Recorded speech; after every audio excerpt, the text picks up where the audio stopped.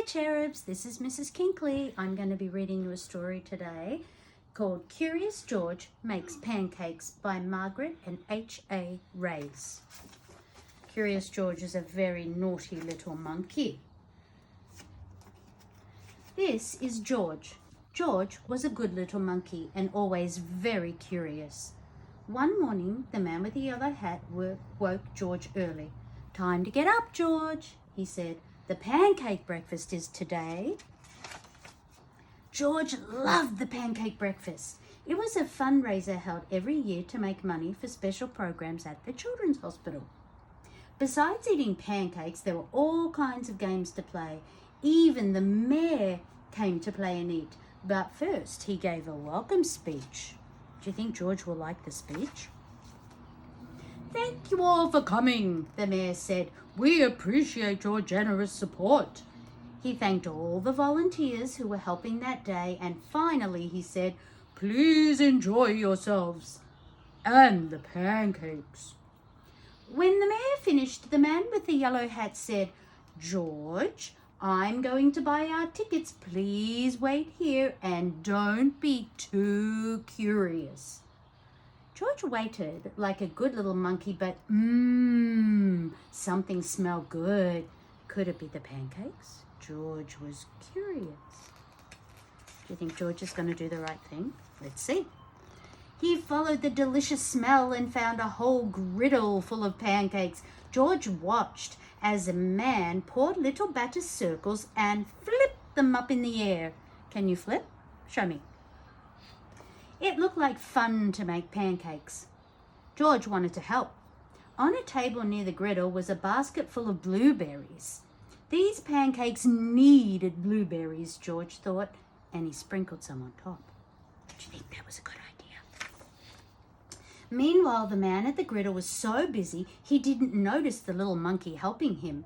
But the line grew and grew and grew. George's pancakes were a hit.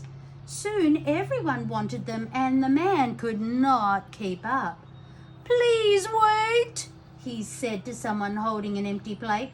"I need to find an assistant to help me." And just like that, he was gone. George looked at the people waiting in line and then at the empty griddle. Why, he could make pancakes. He could be the assistant.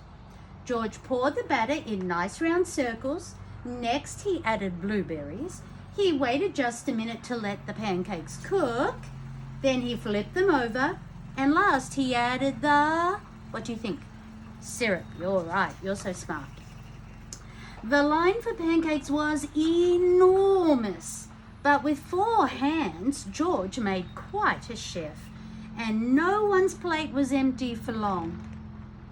"I've been coming to this breakfast for years," a man said, "but I've never seen pancakes made like this before." "I've never eaten this many pancakes before," said a girl. "I didn't even like pancakes before," said another girl, and they all lined up for more. When the man returned with his new assistant, he was shocked to see a monkey making pancakes. "This is no place for a monkey," he yelled, and he began to chase George. George hadn't meant to cause trouble. He'd only wanted to help. Now he only wanted to get away. Quickly, George found a place to hide, and the man and his assistant ran right by. But where did George go? Where do you think he went, boys and girls? Where do you think? Let's see. When it was safe to come out, George jumped down. He was covered in syrup like a pancake, and he was sticking to everything. George was curious. Could these napkins help him get clean? What do you think, boys and girls? Are the napkins helping? I don't know. No, the napkins only made it worse. What George needed was some water to wash with. Why, here was the perfect thing. George climbed up. This would do the trick for a sticky monkey. George sat on the bench and splashed himself with water. But all of a sudden, what do you think happened? Splash! George went in the water. What a surprise! George climbed up again and splashed back down. He'd never been in a dunk tank before, and he'd never had so much fun getting clean. Soon everyone was having fun, and the line at the dunk tank grew even longer than the line for the pancakes. Later the mayor came by. "I've heard all about your delicious pancakes," he said. "You've made our fundraiser a big success. I have a special favour to ask of you."